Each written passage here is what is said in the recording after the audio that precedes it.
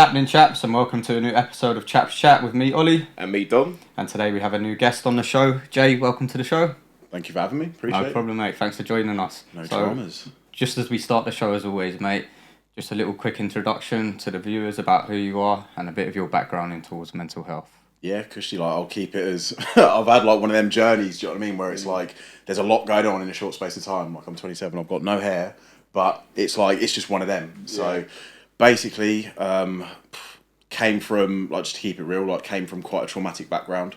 It's gonna be one of them ones where it's like, for any of my family that watch it, obviously they all know what happened, but it's like we never really spoke about it as a family. Sure. So like, there might be moments where I like keep it quite respectful in terms of like how they're at. Do you know what I mean? But 100%. facts are facts, aren't they? Like it's just what happens. So like, came from quite a traumatic background. Like from the time I was literally like 4 or 5 years old, there was a lot of stuff going on. Didn't really address it, and that's where a lot of my mental health stuff started cropping up. Obviously went through school, had a lot of problems. Again, it was just one of those things where we just cracked on. So I didn't find out.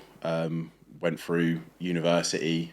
University didn't go exactly how I wanted it to go, put it that way. But now, like, found myself in situations I never imagined I was going to be in. Like, obviously went to prison, did that whole spiel.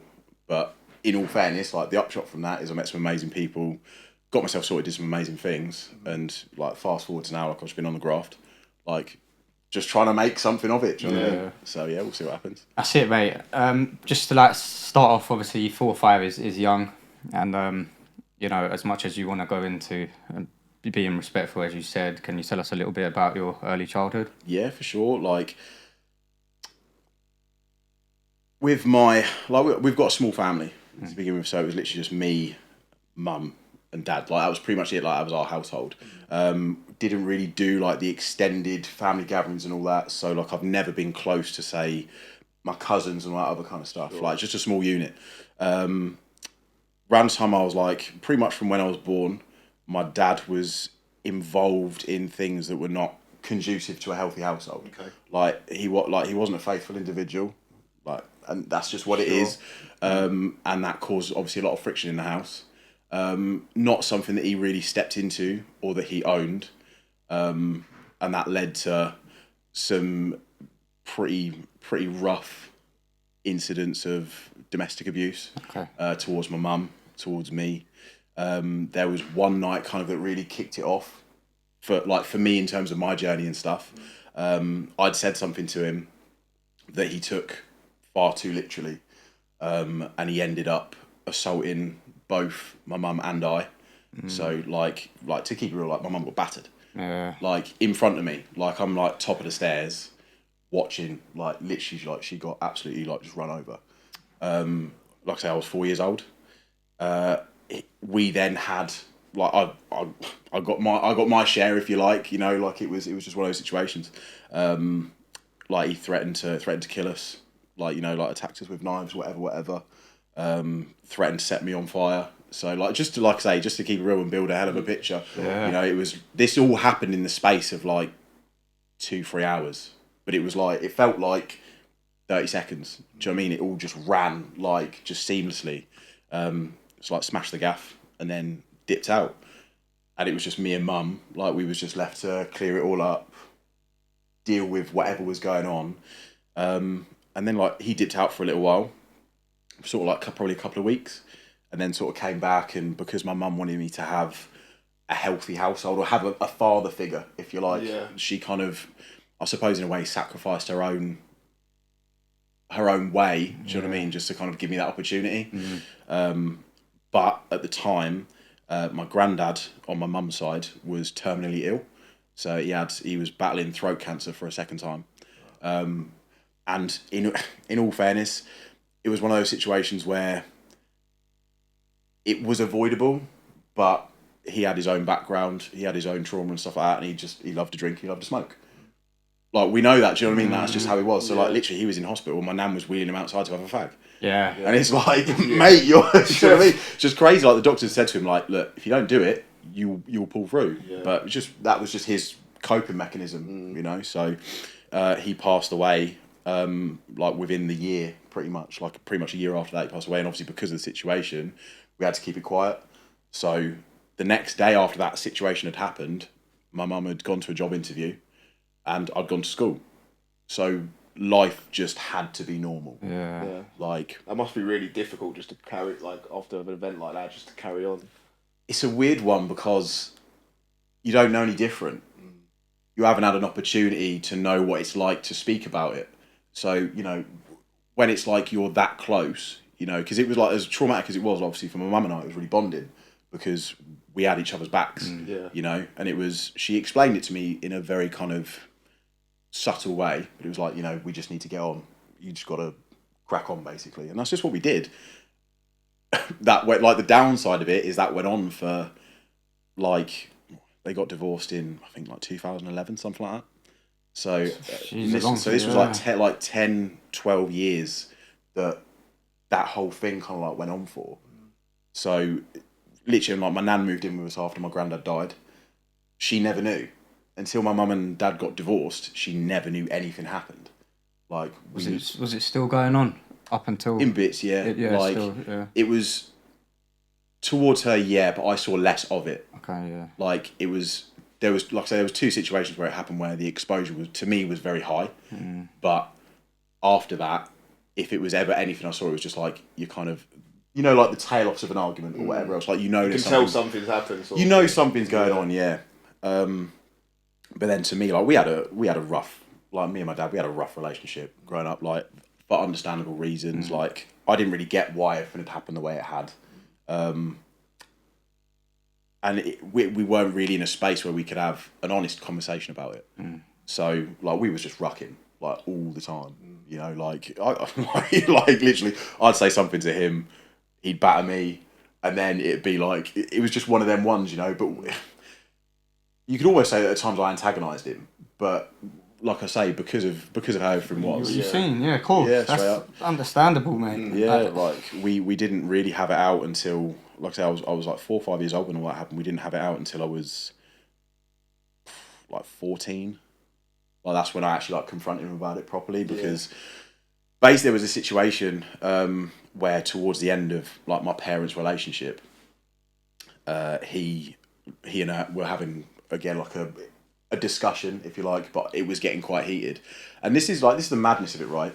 So because of everything that happened, I didn't feel safe in my own house from that age.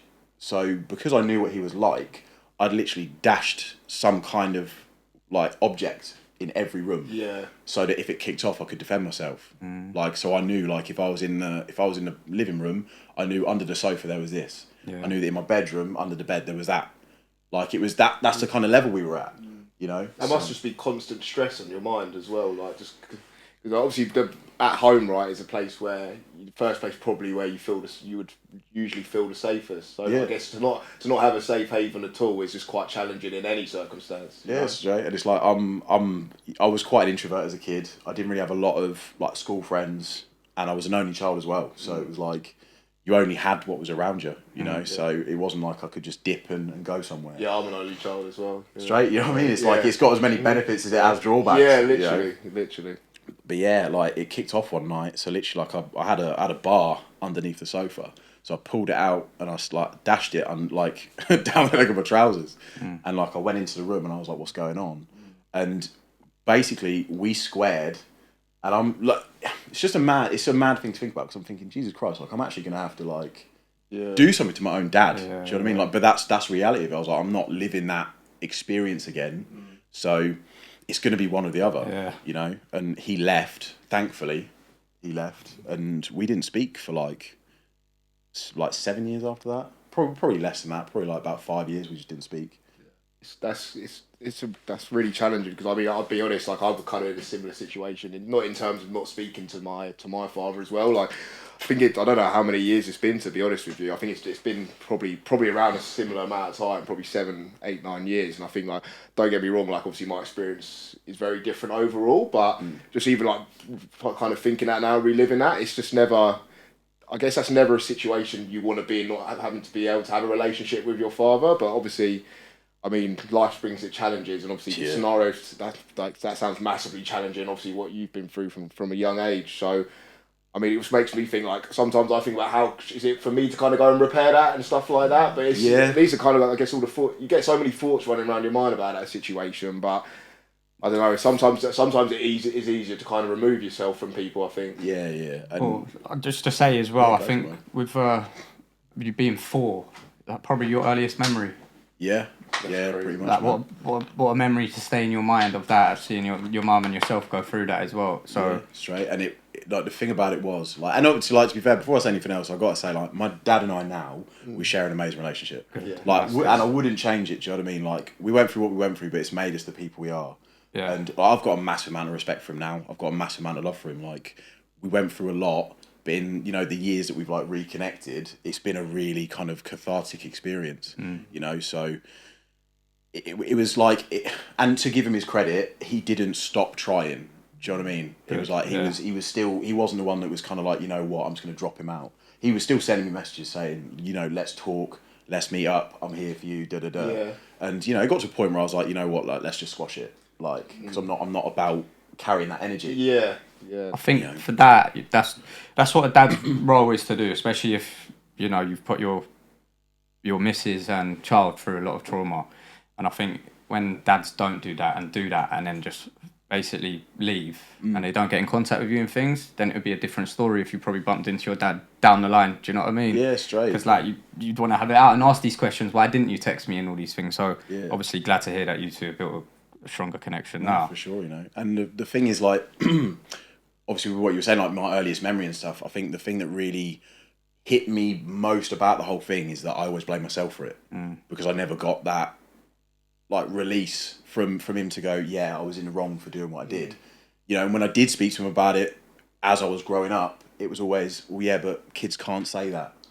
Like that was the response I got. It was like, yeah, but kids can't lie about stuff. And like you're not to know no different at that yeah, age, I'm really, like, are you? oh, mate, I was like 4 years old. Do you know what I mean? Like, You're literally. a baby still, man. Yeah, isn't straight. it? It's like you're literally putting like just an immense amount of pressure on me as a human being. It's like I'm not even like a developed like person. You know, I'm still feeling my way through.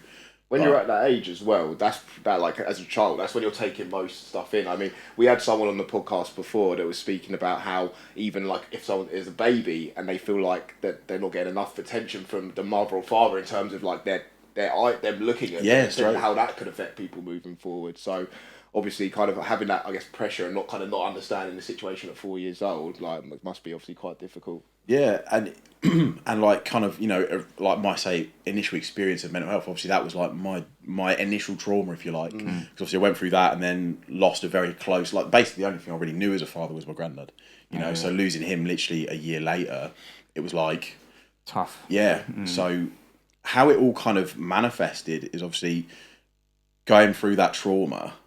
Obviously, at the time, like, you don't know what's going on. Obviously, back then, like, mental health wasn't really as far forward as it is, you know. But I noticed from a young age, sort of like within a couple of months after that, like I was having disturbed sleep. I didn't sleep too well, and I started like probably one of the first things I really remember is I used to hear people screaming my name. Like I'd be out in the garden, and I'd literally hear someone screaming my name, and I'd whip around and be like, "Who is that?" Do you know what I mean? It was like, but there's no one there. And then it was like it progressed from there to I'd see things that aren't there. So it was like that's how the seed was planted, and then it just kind of grew from there. But obviously, because you're not dealing with it, you're not speaking about it or anything like that, you don't even know what it is. You know, it's like I think for like definitely like I think initially for me when I went through mental health issues, you just try to suppress it almost, because I think especially when you're young, like I was probably like early teens when I started kind of having issues, and you don't really understand what it is at first. For me anyway, I didn't really understand what was going on, and then it's kind of confusing because like, obviously if I was quite depressed, and it's like it makes you feel different ways, and then it's only like after a period of time that I actually realise, oh, well, that's probably what's going on. Yeah. But yeah, no, it's just like I think for me it was obviously when you identify it, then you kind of have the opportunity to go and I guess change something in your life to try and make things better. Yeah. Like that's the only way, you know, because it's like when it's something that just continuously happens, you don't know what's normal and what's not. You know, which sounds really weird because you would think that if you're hearing someone shout your name that's not actually there, like not actually a person, you've got to at some point go, what's going on here? Like, do you know what I mean? That's not. Yeah, there's no one here, but I'm hearing my name. There's surely something that's alright, but it's like, you know, you think to yourself maybe you're just hearing like it's your inner dialogue. Do you know what I mean? Yeah. And yeah, like obviously when you've got so much other stuff that's just going on, like you don't even dedicate the time to it. Sometimes you don't have a chance to think. It's like when it's like literally as adults now, right? Like probably in a weekday I get maybe a couple like hour and a half. Yeah. Like when I'm home from work before I go to sleep, and it's like imagine they were like if you're actually dealing with something like you don't get a lot of time to actually kind of address those issues because like, we're kind of just shopped all over the place in life, really, in a sense. Yeah, literally, time waits for no one, man. No, you know what I mean? no. Just goes on. When you was hearing your name being called and things, so how long was it until you then noticed that obviously this is something not normal? In reality, probably maybe like late school time, like because I got involved with was it CAMS? Yeah, like when because I think that's what they like. I know I'm pretty Child sure. and mental health. Yeah. So obviously, like I had a pretty rough time in school. Like I just it wasn't going too well for me. I had a really bad psychotic episode whilst I was in school. Like. Okay. And that was kind of like quite a big trigger for me, and that was around the same time that CAMS kind of got involved. Like basically, what happened is there was this alleyway, right? This was like the same time that people were doing the GCSEs and A levels and all this other kind of stuff, and they used to do them in the hall. And there was this there was a stage in the hall, and there was a stage entrance, and it was just this like dark corridor that led from like under the changing rooms onto the stage, and obviously like. You're not supposed to go there. Like, do you know what I mean? It's like it's for a reason. But we I was with a little group of friends, and we all like took it in turns. So I go down, like have a little look at it's like why is it even interesting? I'm literally watching some people do some exams. Like it's not a big of a deal, but you feel like a bad man. Like, he's like, wait, like, it's just, it's like literally it just doesn't matter. If you can't be there, you want to go there. Well, but yeah, like I walked down there, I had a little look, I was like, seen, come back, and the door's locked, and it's like pitch black. And I'm like trying the door and I'm like shaking it, and nothing's happening.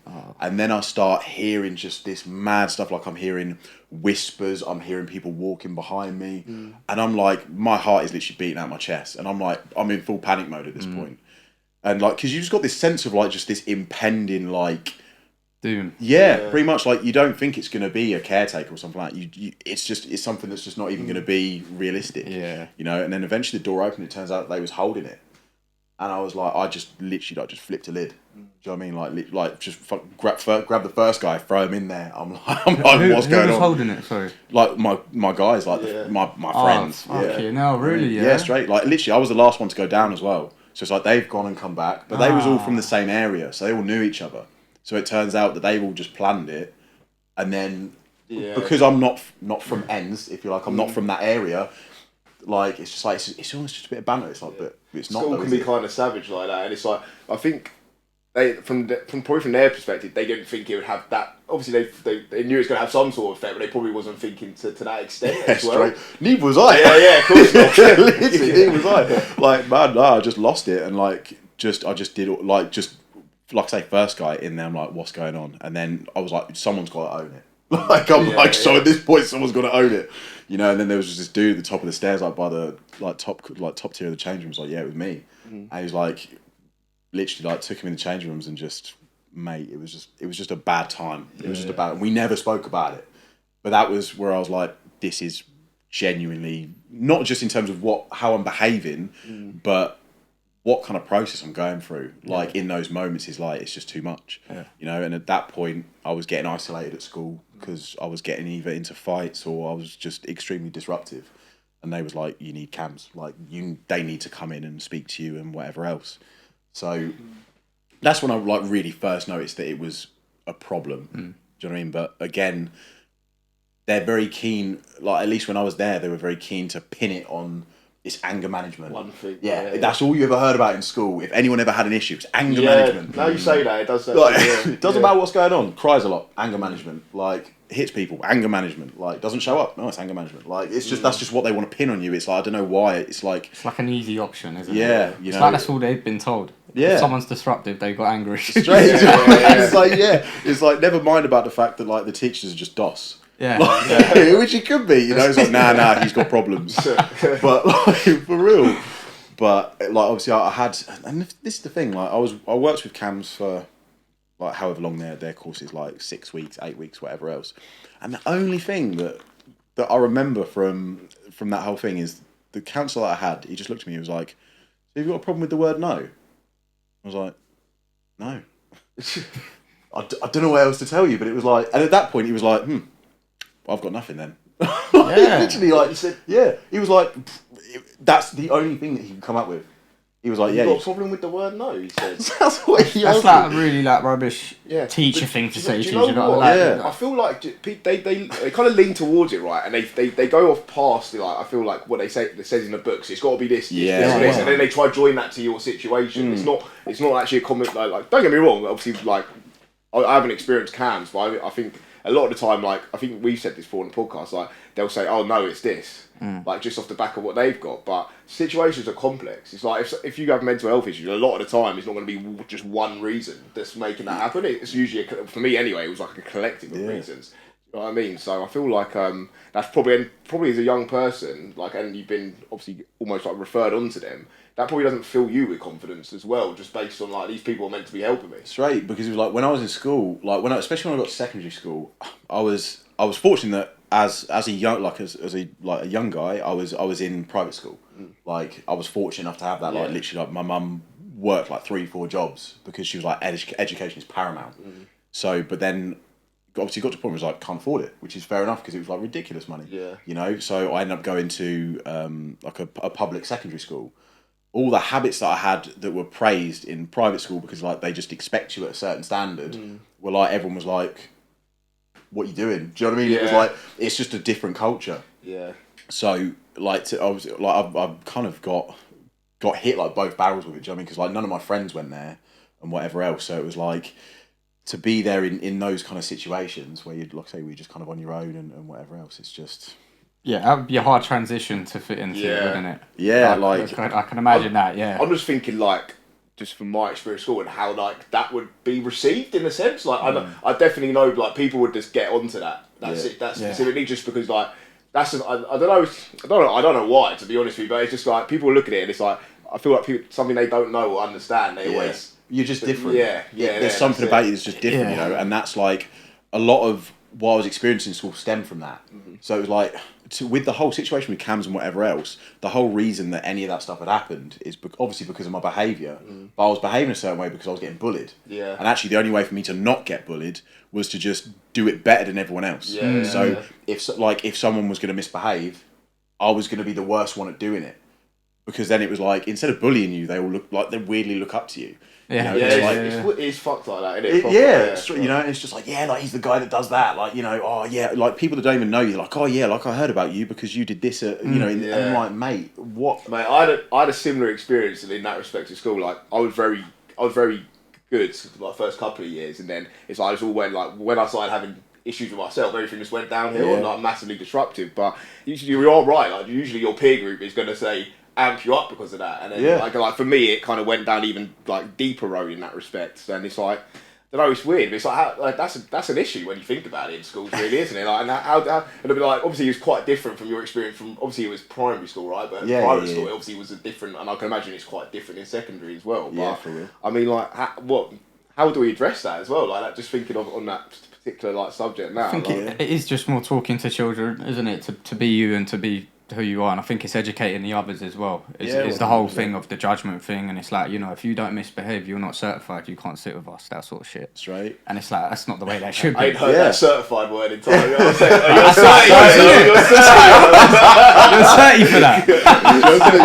Yeah. When you say you say, I'm just getting mad cracks and clothing vibes off that. it was almost like, you know what I mean? It's like you've got your badge. That is true though. Like, it is. Like, it's just like and it's funny because, you know, you'll see them same people who would like also like, you know, dicking around, and it's like now they're just a completely different person. And it's like, do you not look back and think that maybe that was like a bad idea? Do you know what I mean? Like why did we do that? It's like, mate, it's kind of like I look back at it, but like for me now, like knowing what I know about myself, it makes sense because I can see how everything joined up in terms of like when I was probably at my lowest, it was when the things were worse. Do you know what I mean? And progressively that over time got worse. But like in terms of who I am as a person now, compared to like just like I've seen people I've been to school with, right, and I've generally like apologised to them. 100%. Like, you know, when you see things, it's like I won't go into detail on what it is, obviously, just because of the person, but it's like you know when you can see your only comments have changed people's life and like changed themselves in a way, like, and I'm just thinking like that, like you don't. I think as a kid you don't think like how deeply certain things you say can affect someone. Like not even going into anything physical. Like a lot of the times, physical, like in a school setting, they're probably going to remember the more emotional side of things or things that you said rather than the physical side. Yeah, it gets like that. I think you learn that a lot as an adult as well. Yeah. If you're not having a physical fight or whatever, and you're having a heated argument, and some people get really heated and tell you some home truths of what they think about you, it's like, what? How you thought the whole time? It's like you don't even know if you're angry at them for saying it or angry that you missed it. It's like I live with myself 24 hours a day. Like, why am I shutting this away here? Do you know what I used to get the most? Big head.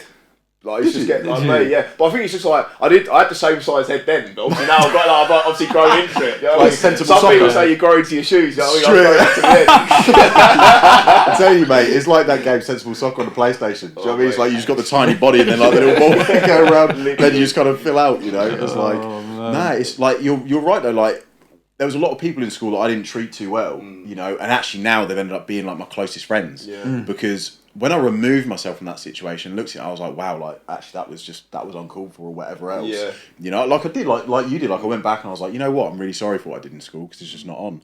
You know, and like I explained it as best I could. Like I owned it, and it was just, you know, I was like, if you want to chill, that's amazing. But if you don't, like, but yeah, no, like, and now People off of that, it. it goes a long way, man. Do you know what I mean? Like it really does. But just some of the stuff you were saying there, I was thinking, Jesus Christ!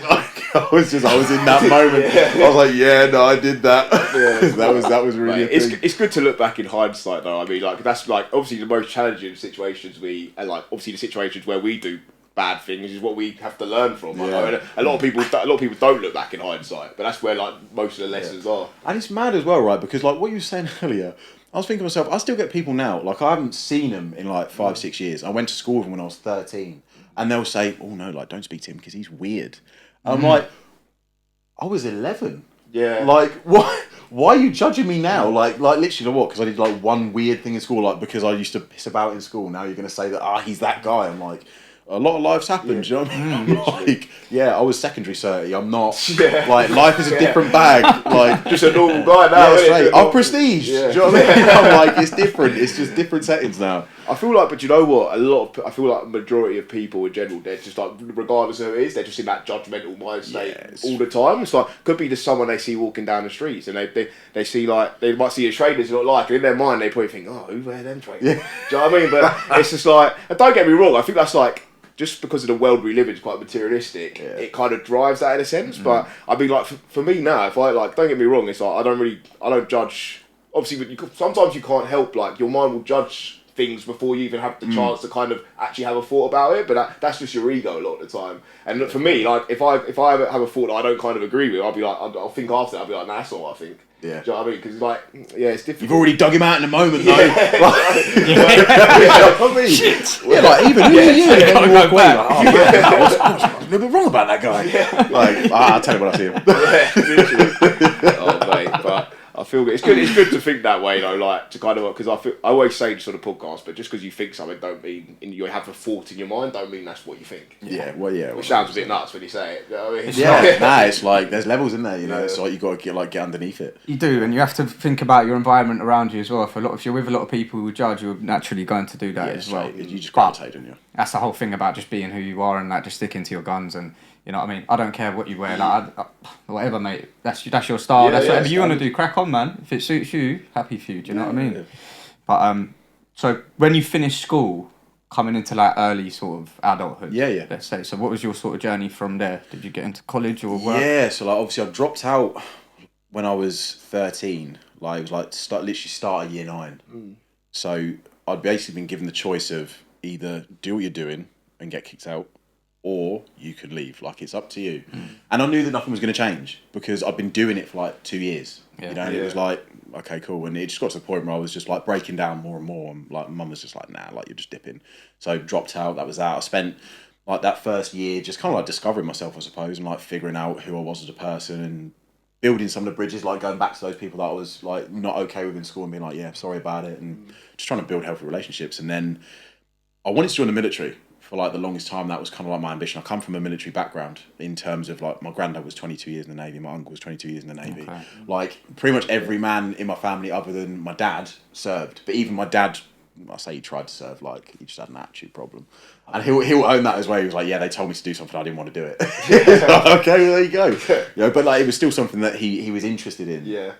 So I went to college because I had no GCSEs, so like I went there and like I got some, and I was going through the recruitment process at the same time, and I said to myself, if I get good grades, then I'll do a BTEC or A levels or whatever, and see where it goes.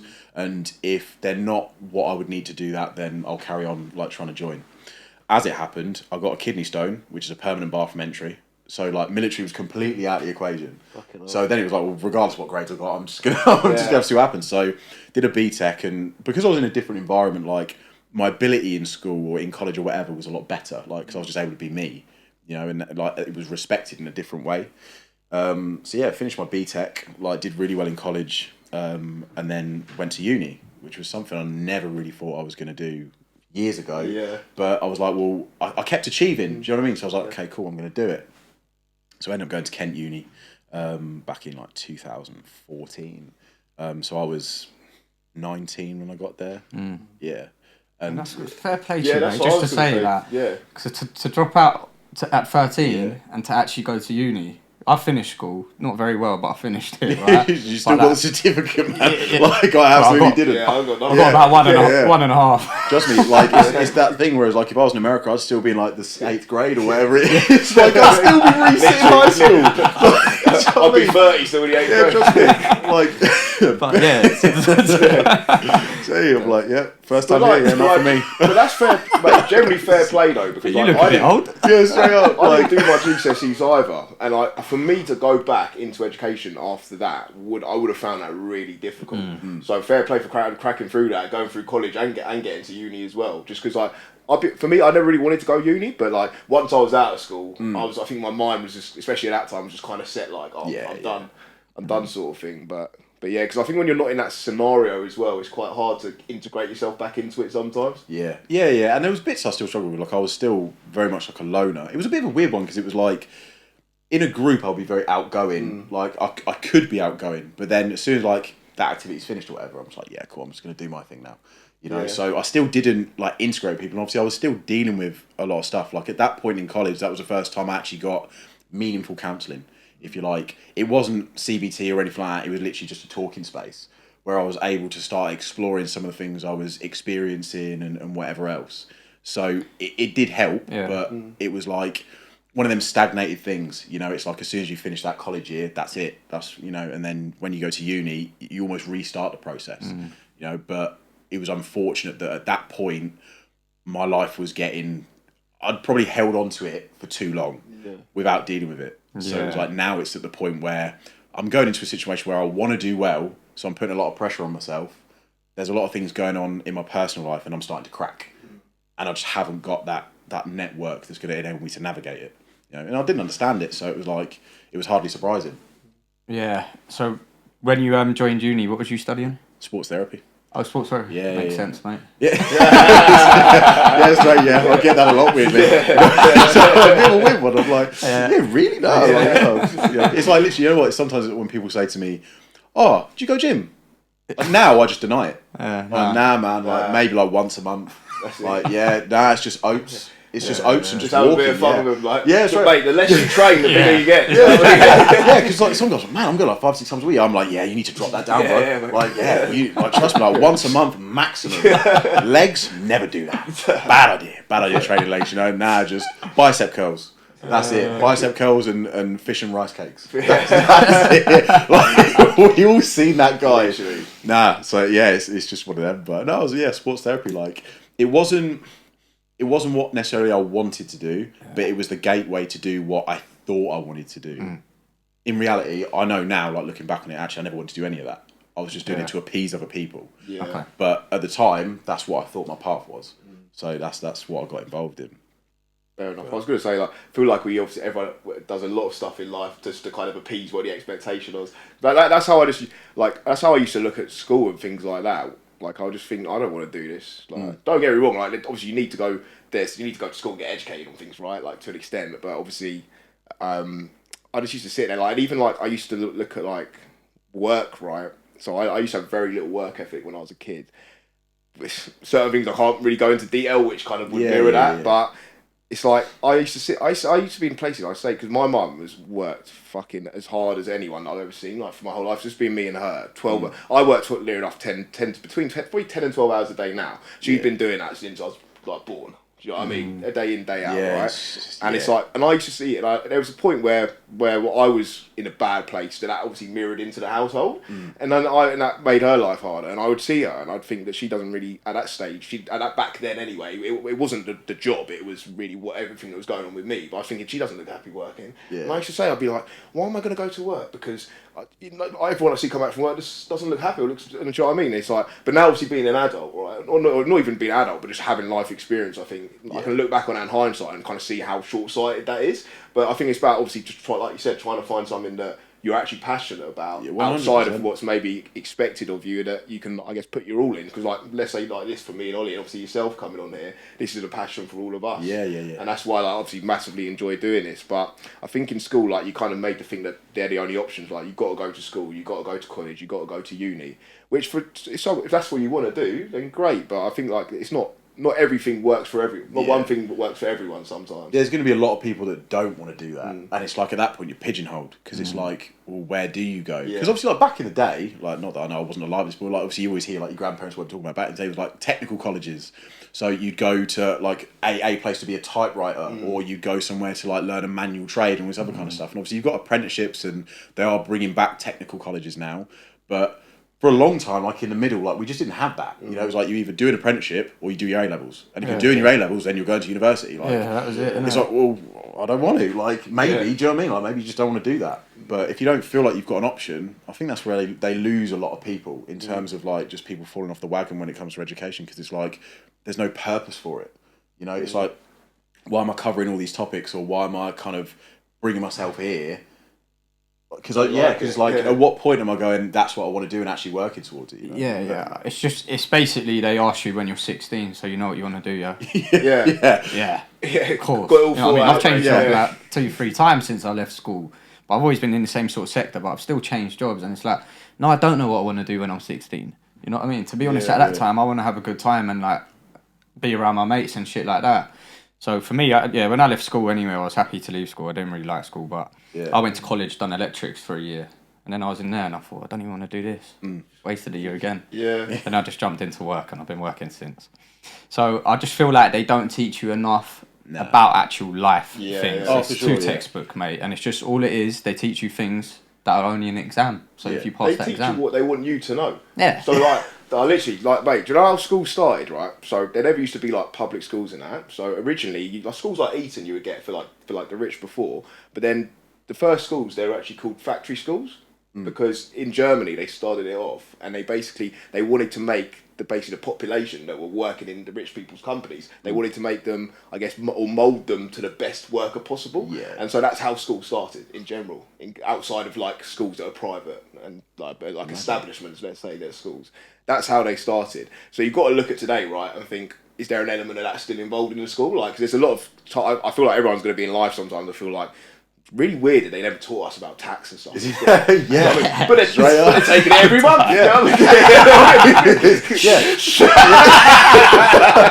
This video's getting wiped. This is getting taken down now. That's it. Finished. DWP's getting involved. And all that stuff. Like, they're having it off, mate. To be honest with you, standard. Because it's like, okay, cool. You don't want to teach me how to do it myself, but you're going to employ people to take it from me. And you're going to employ someone to calculate it for me. Imagine. We'll take care of the whole service for you. You know what I mean? Like, sounds like a good deal. Just take it. Do you know what I heard in work the other day? Apparently the tax in Poland is 7%. And like, if I'm wrong, then like anyone watching, let me know. You know what I'm saying? I haven't double checked that myself. I'll unpack my bags now. Like, just let me know. Mate, it's like, you think of that, and it's like, are we really seeing the best of like where the money's going? Dubai's zero. Dubai's nothing. I thought they put tax in place there now. No tax at all. Nothing, mate. They got that oil money. You take home but saying that, they've got that oil money over here as well. You know what I mean? Literally, like Shell and that, like Shell, BP, they're having it off. They must be making as much money as the You never hear of someone having a bad time in Dubai who lives there. Do you know what I mean? Yeah. It's like they take home literally what they get, mate. Living Yeah. comfortably. Imagine that. That's mad. And it's like when you like say if you go over there to work as a nurse or like personal trainer or whatever, it's like they put you on. Yeah. Like it's like yeah, cool. So that's your salary, but then we're gonna pay for your accommodation. Yeah. And like And you your ain't health. yeah. So mate. there you go. Yeah, take it. You know what I mean? It was like there was a dude that I heard about not so long ago. Like he's gone out there to do some kind of like security work. And it's like he's having it all laid on. He's taking home like 100 grand for a year. And it's like, mate, let's be real. You're probably not going to be doing anything like that. That's that major. Like, you're probably going to have a knees up at some point. Like, it's going to be a good time. Do you know what I mean? It's like, nah. So I did a bit of security work in the morning, and then I did that whole like indoor dive where it was like you've got this whole glass see-through thing. Yeah, it's a tough life, man. You know what I mean? Like, yeah, I was knackered. It's just, yeah, it's just no tax. Fucking hell. imagine. Like I'm imagining that. Straight all Where them do you think people. I am? In the Maldives. You know what I mean? All them people that did those accountancy degrees where everyone's like, oh, that's boring. Now they're sitting there going, yeah, it is, man. You know what I mean? Look how full my back pockets are. You know what I mean? Yeah. Fucking hell. Oh, mate. That's But mad. getting into a little bit more on the mental health side of things. Yeah. So, what mental health issues have you experienced or been diagnosed for? So I was diagnosed, like, the most clear diagnosis I've had is when I was in prison. And that was with a personality disorder, borderline, and psychosis. But it's a transient psychosis. So it's kind of under periods of immense stress or pressure, that's where it will be most prevalent. I was also told that I'm in an at-risk group for paranoid schizophrenia, which is essentially, I don't have it, but because of what I do have and the stuff that I've been through, if I was to fall back into unhealthy habits or patterns, so say if I started abusing substances or alcohol or whatever, or experienced more similarly traumatic events, then there's a high chance that I would develop it as like a full-blown condition. But yeah, like obviously that was the most concrete diagnosis I had was in prison. Yeah. Which was, it was a surreal experience. I can imagine, yeah. And how was that for you when it was concreted? It was a relief in some sense, in the sense that I kind of knew what I was doing. Do you know what I mean? I kind of knew what I was working towards and what I was getting. Like, so for instance, when I was in the community, before when I was at university, before I got arrested, whatever else, obviously I'd gone to a referral service and they'd said, we think you've got a personality disorder, but we don't know which one it is because we need to do more, like, sit-down chats with you, whatever. However, we're going to prescribe you with this medication. So go ahead, like, knock yourself out. And so they prescribed me with clonazepam and aripiprazole. Clonazepam is like a heavy-duty suppressant, and aripiprazole is a heavy-duty antipsychotic. So it's like, you're telling me that I've got a personality disorder, but you're actually giving me a medication that isn't licensed for what you're telling me I have, and actually don't know if I have it. Yeah. That's just a preliminary thing you're saying to me. I think you've got it. But in the meantime, this might make you feel better. Straight. And, like, I did some reading into it, and, like, the dosages that I was given, funny enough, when I was in custody, before I went through, like, the whole court process and stuff, they had a custody nurse in there, and she asked me what I was diagnosed with and what I was given. And I told her, and she was like, you realise that the dosage that they've given you will literally, like, you'll be out of it, mate. Yeah. Like, because the whole thing for me is when I was at university, my main concern was I don't want my medication to interfere with my ability to work, and achieve what I want to achieve.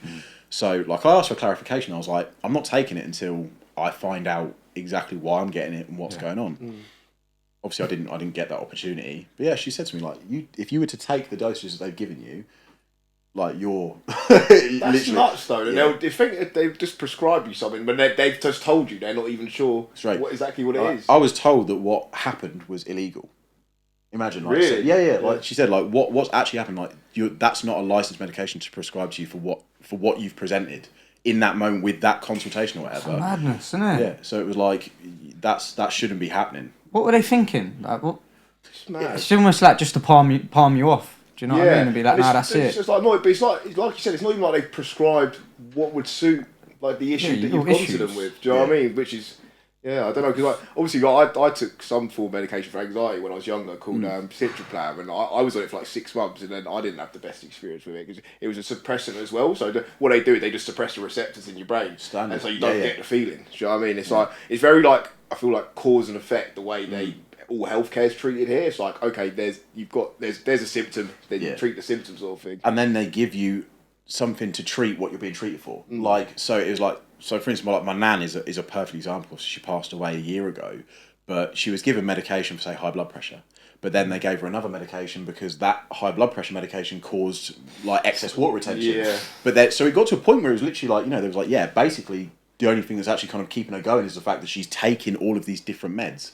If she stops taking one, the whole apple cart just falls over, and it's like, how is that? can't be good. How is that quality of life for an individual? You know, like what are we doing? It's like just a perfect example of that as well. I think it's like cancer, like radiation therapy. Yeah. Do you know what I mean? Because obviously that makes the symptoms from that for people. Like I've obviously similar to everyone. I feel as I've had family members pass from cancer, and it's like the radiation therapy really breaks them down. And it's like, for example, another area that had it was. When like, I know this from Dallas Buyers Club. I don't know if you've ever seen that. I know, I've never seen it. But it's about when the AIDS epidemic hit America, and basically they still use it today. Actually, I don't know where I saw it the other day. It was like a drug called AZT or something like that, and then they basically give that to people. But then people were dying for the drug that they give to people when they took too much of it because it was like poisoning their system. Yeah. But then they still give that to people today. Standard. And you see it in so much medication as well. It's like when you start reading the side effects and whatever else, it's like, so for instance, I presented suicidal ideation, suicidal tendencies.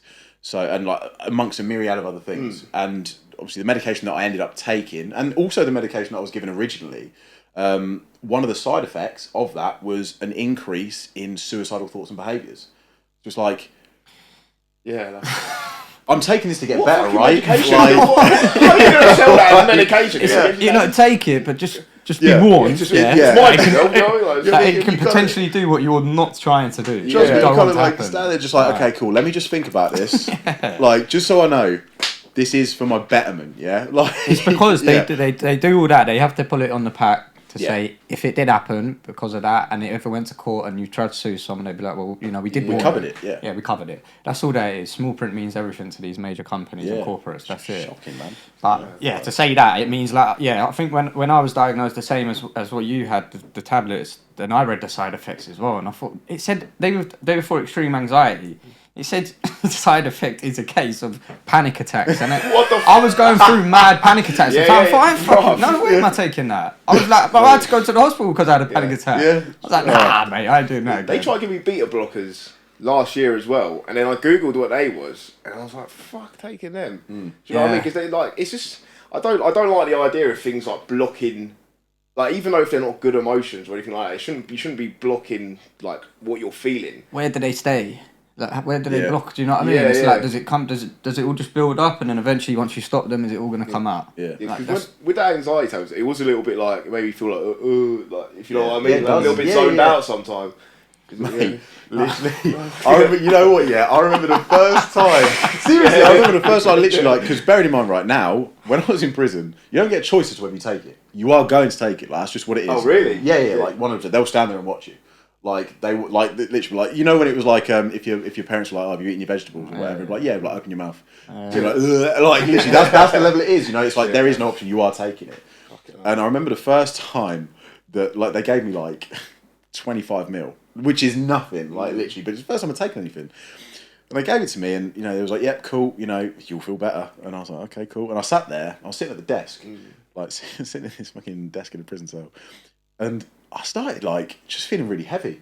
And I was like, you know, it's like when you look over there, but your eyes are kind of like on a latency. It's kind of, you go, oh, hey, you know? It's like, and I remember, like, pressing the bell, and I was like, am I supposed to feel like this? And I was like, yeah, it's perfectly normal. Bang! And then it just shut the shut up. And I sat there, I swear to God, I sat at that desk, I started drooling.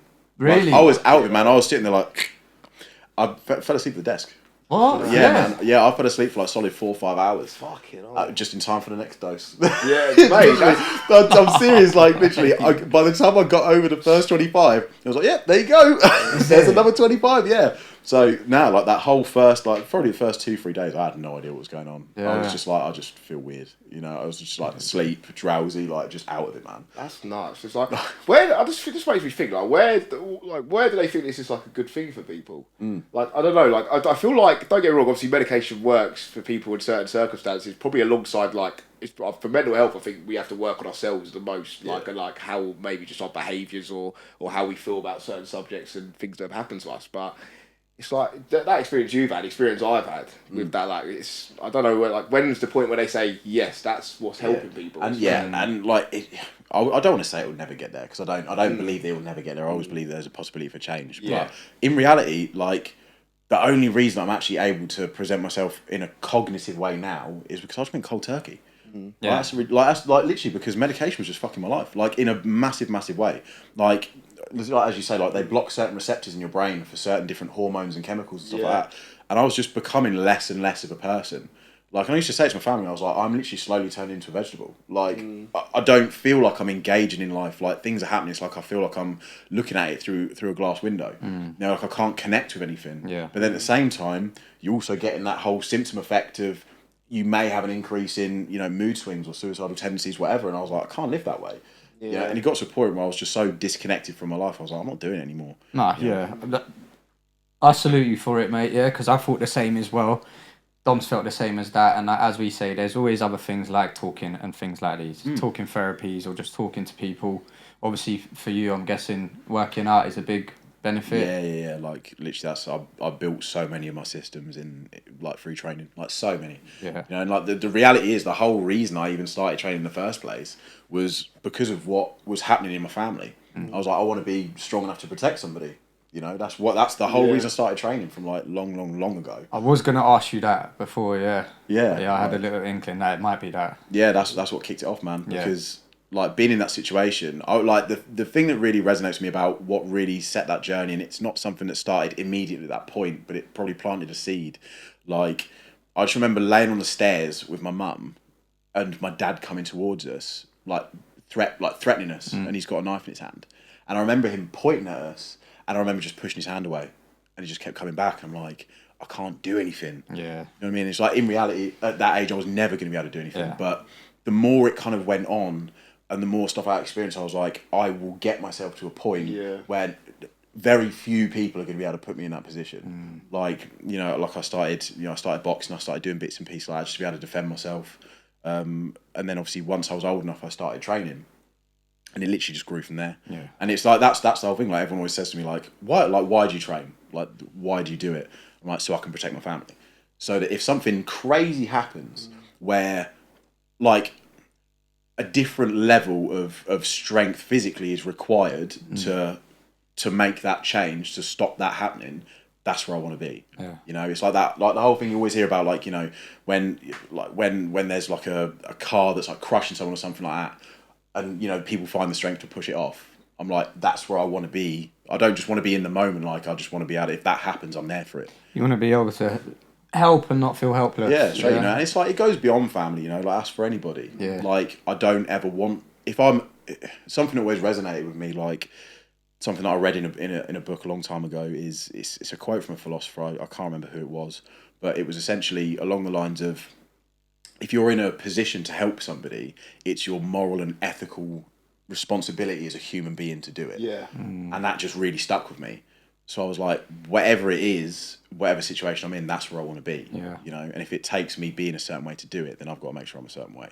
Good man. That's a good mindset to have though with that side of things. I think having compassion for other people as well, like just in a lot of circumstances, is like for me, like that's kind of brought a new lease on my life, and it makes like everything easier, because like, obviously if you wanting to help other people is a great thing as well, and having compassion in that respect, but also for like people who do you wrong in life, that's probably the more important people to have compassion for, because I feel like it makes it, the way I think about things, someone did something bad for me, there's a part of me that wants to think, I know that there's a reason in their mind that they felt like they had to do that. Now that doesn't justify anything, but I think that makes it easier. It's made it easier for me to digest certain things that happen in my life. You know, so Sure. It's a good way to think, isn't it? I think. It's difficult to keep that mindset. That's it. People be testing. Yeah. Like, literally, you're like, I just want to do the right thing for you, but you're really testing me right now, Joe. It's like, it's for real, though. Literally, like, you're trying to keep that game face on and be like, nah, I'm here to help and I'm here to serve. You know, it's just like, what the fuck do you want? Like, just let me do it so you can go. Like, just so I can keep my, like, moral fibres intact here. You know, like, I tell you, people be testing, you know, but it's a journey, isn't it? So. It's always going to be like that as well. It's true, man. Literally, like, Sometimes it's like you're there. Yeah, I've got time for anybody, like anybody, but the amount of time is heavily dictated by how you're coming at me. Like, you know what I mean? It's like, as long as everyone can go home and have a good time, that's fair enough. But like, there are times, there are times where it's just like, please just ask what you want to leave. Like, don't be bringing this to me. 100%. Well, like, as an overall as well, obviously your experiences from being a child up until your early adult life has obviously been challenging for you. So what's your sort of next steps in life? What are you trying to aim at? Next steps, you know what? I just want to take my story and run with it, to be fair. Like, and it... whenever I say it out loud, I always feel like quite egotistical. However, like I believe in the reason. You know, I'm like, there's no way that I've gone through the experiences in life that I've gone through, and the way that it's all unfolded, and to be able to come out this side and not have a purpose, not to be able to pay it forward. It's all about paying it forward. You know, so it was like, obviously going through what I went through as a kid and as an adolescent and whatever else, going through the judicial system and meeting the people along the way that I met and the experiences and coming out the other side and not relapsing back into that whole way of being. And, you know, basically starting from the ground up, because like when I got out of prison, I had nothing. You know, like I was fortunate in that I had a house to go to because like, I was able to go back to mum and dad's. I was very lucky in that sense, but I didn't have nothing else. Like I'd lost my job, degree, I couldn't go back to university, I was blacklisted. So it was like, where do I go?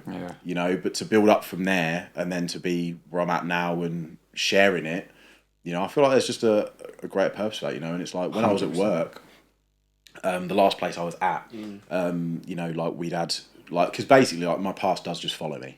It's one of them things, like it was in the news, it was in the papers, can't escape it. You know, it is what it is, and you do over time learn to come to terms with it in a certain extent. I'm not okay with it because it's not right, but you just process it. And like I say, whenever I'm at work, whatever, it'll always spring up whenever I go somewhere new. Obviously it sprung up the last place I was at. Spoke about it with my boss and stuff, and they was like, why do you keep doing it? Like, why do you keep dealing with this stuff and just moving forward and whatever else? I was like, mate, it's for the people, in all honesty, it's for the people that are going to go through the same thing or something similar, because if I don't do it, who's doing it? You know, like I say, I'm doing it for the people that won't see tomorrow, because there's a lot of people I've met on that journey that won't. You know, there's a lot of people that struggled, that were in a very difficult space. Like there was many people whilst I was in prison that took their own lives or had their lives taken from them. They'll never get that opportunity to grow and see what's on the other side. And the people that did get out, you know, like they got released or whatever else, some of them took their own lives, lost their lives or whatever else, fell back into the same patterns. There's not to say there's no one, but there's not enough people pioneering that journey. The reality is because it's fucking hard. Like it is, like it's just difficult, you know, when you get tarred with a certain brush just because you've been to a certain place, when certain aspects of society won't treat you fairly or whatever else, you know. It is one of them things where it's like it's very easy to slip back into how you were before. So no, man, I got to keep doing it. You know, I like it, regardless of how difficult it gets, I have to keep going through it, because eventually, by the law of averages, like if I've worked it out right, like it will pay off. You know, and then someone can see it and go, okay, well, yeah, it was difficult, but it's doable. That's the thing there, because like if they're like, there's not a lot of role models for people in general, like growing up in life, like outside of like I guess people in your immediate family. Like for me it'd be like my mum's a role model for me just because I grew up with her, and obviously great person, right? But to look at someone and that's a very niche scenario that you've been in as well. So to look for someone who's been through that and has bettered themselves and come out the other side is doing really well, there's not going to be a range of options for people to look for that. So it's really important, like people like yourself are kind of speaking about their journey in that sense, because that, like you said, that will grow the number of people that can then change their lives as well. But like if you don't believe it, it's not going to happen for people. And like I didn't believe that when I was young there was a good life on the horizon for me, and then as long as I believed that was what my reality was, you know. But once you change your mindset, then that's really what begins, I guess, to start helping you pick things up, you know. And it's a rewarding process as well. 100%. And it's like, as bad as some of the experiences were, and whatever else, like, I can't look at it in any other way, because I'm like, you know what, like, I was part of a niche club, you know, where like there's probably roughly 90,000 people at any one time will be in that situation. They'll either be in prison or whatever else, and probably an even smaller percentage of that are people that will suffer with a mental health condition ongoing, and the reason they're there is heavily related to it. You know, so it's like that it counts for something, you know, and it's like, if I can, like I say, if I can show to them that it's doable, like I don't really care how hard it gets. You know what I mean? Like, That's it, mate. Anything good's gonna be hard, isn't it? At the end of the day, straight up, you know, like we need more role models in the community, and in, you know, in different spaces. Like, we have so many in, like, so many different fields now, but mental health, especially for men, is just something that just hasn't been on that, like, that horizon for long enough. Yeah. You know, and it's going to take, obviously, like what you guys are doing and what I'm trying to do, and like all the other people out there, to really push it forward. You know, because that's I used to like, my mindset's changed so much in terms of where change actually happens. You know, I used to think it started from the bottom up. I used to think it started from the top down. You know, from the inside out, whatever else. You know, in reality, it starts here. Starts with us, isn't it? Yeah, straight up. Like, you know, you never. I don't believe that you'll ever change it from the inside out, because it's a system. It's designed a certain way. Yeah.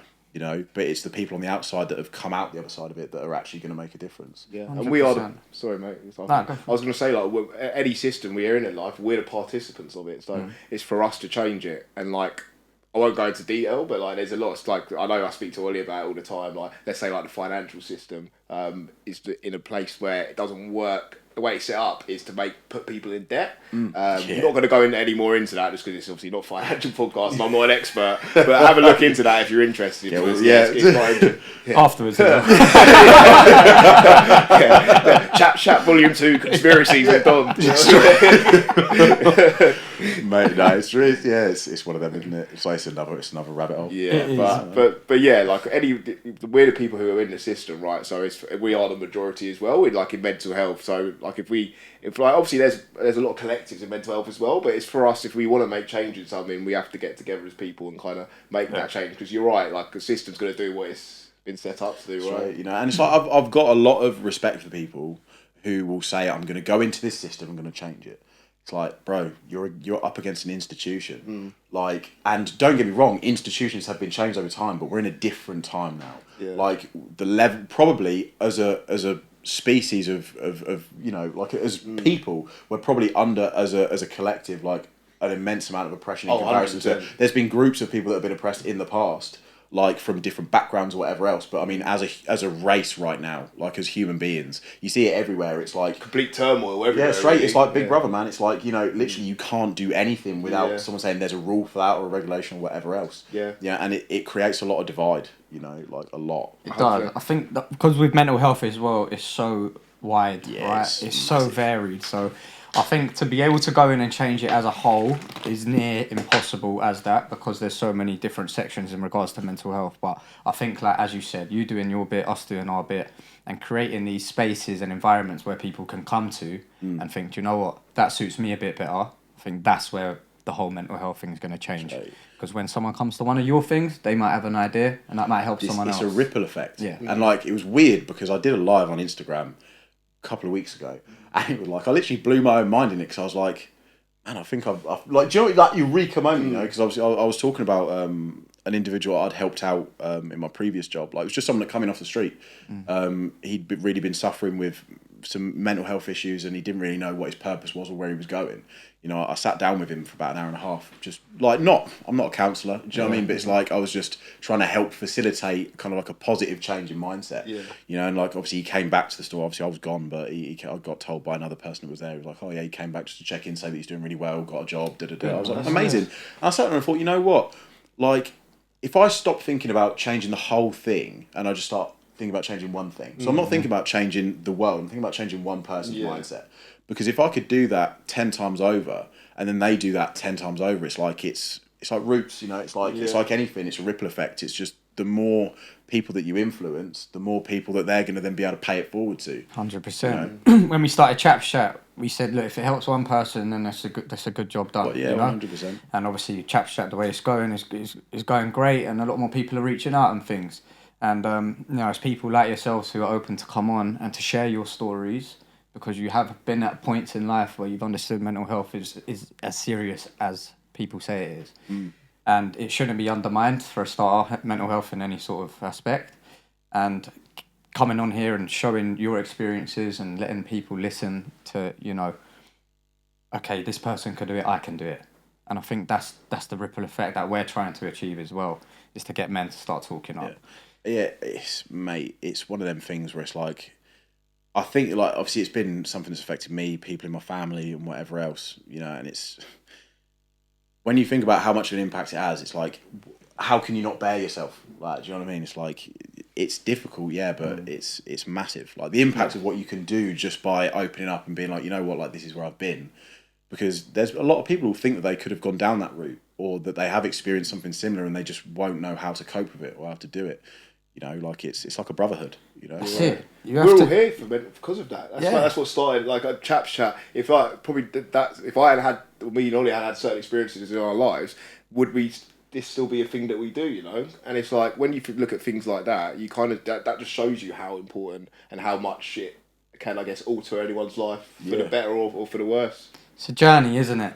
I do feel like once you know, early doors. It's it's very early. Do you know what I mean? But it's a big journey. It's interesting. It's educational as well, and you know that's why we have different episodes. So people like yourselves, because we love to hear about people's stories and how you've come out the back of that, and also people who work within mental health, because we want to give the other side to people and be like, you know, this is how they look at it, because you don't know unless you're in it. And that's the thing. And I think that's why so many men are not as willing to open up and to put themselves forward for therapies and things, because they don't know what it's going to be like. Yeah. So, you know, spreading that word, getting the education out there like you're doing, and I'm sure your journey is going to be incredible, mate. It's the plan. And yeah, that's it will the plan. be. We don't do things on a small scale. Nah, that's half my problem. Like, sometimes I wish I did. You've got to have that. Yeah. You've got to believe in yourself, haven't you? Yeah, straight up, as you said, because it will pay off one day. Yeah. And especially for your own mental health as well, and for you to keep progressing, that's important as well. Yeah, for real. You know, like, yeah, we'll just see what happens. You know? But I'm confident. I'm quietly optimistic, and I never really say that. So yeah, like, you know, mate, you should put a lot of faith in it now. But you know it yourself, though. That's the thing. Yeah. Yeah, like I've got the benefit of hindsight. Like I've been there and I've done it. You know, like in a lot of different ways. So yeah, like I know it's doable. You know, and like, don't get me wrong. I'm not going to sit here and say, yeah, I'm amazing because like I'm doing this now or whatever else. Like there's people that will attain like greater jobs or whatever else. But it's the journey, isn't it? Again, it's like what we're saying. It's the process of doing it. It's like it's not because of where I am now. It's because of where I was, and the ability to go from there to here is something that's worth sharing with someone. 100%. Look, you should be very proud of yourself anyway, mate, for the flip that you've done, especially from such a young age, experiencing all of that. So, you know, sorry you had to go through that, but I'm glad you and your dad are good now. Yeah, man, that's sweet. I hope your mum's good as well. Yeah. Like, family's good, man. Family's good. Yeah, it's important, mate. It is important.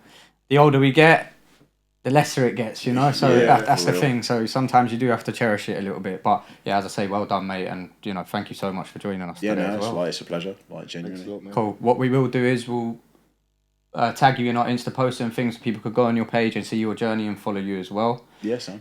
Obviously, Jay's doing the gym a lot. So are you currently teaching people? Yeah, like here and there, like nothing too major. It's very. I'll do it for someone that wants to do it. Like it's like anything in life, isn't it? It's like you can give someone all the tools, but if they're not on it, they're not on it. Yeah. And because it's not a full-time occupation for me, it's more like a passion project. Yeah. Like it's just got to be with people who are invested and want to do it, you know. So yeah, but no, like in terms of giving out like fitness advice, if someone just wants to like bell me and say, "How do I do this?" or "What do you think of it?" I've always got time for it. I've got time for pretty much anything, to be fair. So nice one, yeah, appreciate that. So if you do want to do it, that's your man to do it with. Yeah. If you want to get as big as me and Jay, give us a shout. Mate, he's off season at the minute. It's fine. Like, it's just the way the camera lens is focused, mate. It's the angles, man. It's all the angles. It's like that fisheye lens. It's like I'm in the middle of it, so I'm just expanded out. It's a baggy jumper, mate. Yeah, mate. It is. You're right there. This is it's literally just a room of mediums in here. And Ollie, don't even get started on the side of that gig, mate. Don't worry about me, mate. I'm all good. Right, thank you so much for joining us, Jay. I appreciate it. Thank you. Thank you guys for joining us again on another episode of Chaps Chat with myself, Ollie. And me, Dom. And Jay. And me. Just me. It's just me. Take care.